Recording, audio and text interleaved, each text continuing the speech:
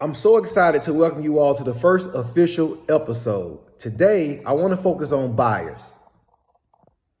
Before I go any further, I want you to understand buying a house is a process. And throughout that process, you will be on an emotional roller coaster. But that's normal. Anytime we make a huge purchase, we always second guess. If we're making the right decision, is it worth all this money? Now, I want to explain something. Maybe you already know, maybe you don't. When I was buying my first house, I did not know. But what I want to explain to you is your down payment does not include your closing costs. Those are two separate costs that you should be prepared to pay. For example, if you got an FHA loan, they may require a minimum of 3.5% down of how much you are borrowing. Then you will also have to pay another additional, 3% for the closing costs. So you want to be prepared to make sure that you have enough in your savings to pay your down payment and your closing costs.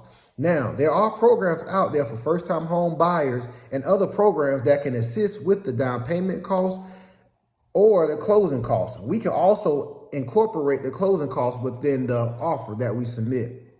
All right, so I want you to understand that. I also want you to understand that there are hidden fees in regards to buying a house.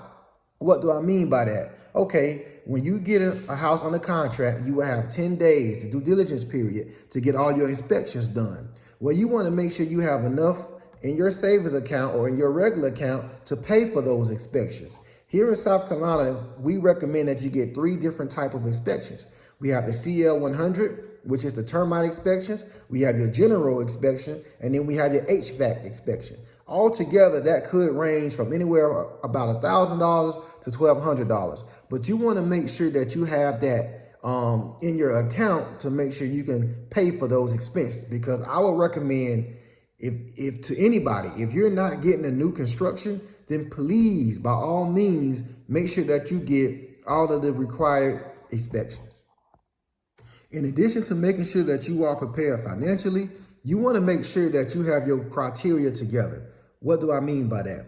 What I always recommend my potential buyers is to identify 5 must-haves. Make a list of 5 things that you must have in the house in order for you to feel comfortable with purchasing. So regardless of however many houses you see, make sure you take that list. And if it does not add up to your 5 must-haves, then that's not the house for you. Another thing I recommend is if you find a house that you would like to put an offer on, ride by that house at nighttime so you kind of can see what the neighborhood is like at nighttime. Because at the end of the day, it's going to be you and your family living there. Another thing I will also recommend is to look into the schools. Go to the state school report card and look at the schools. You owe it to yourself to understand what type of school your kids will be going to and what type of neighborhood that you'll be living in. If you have any questions or would like to hear more about this, let me know. Send me a message and I can make another video on it.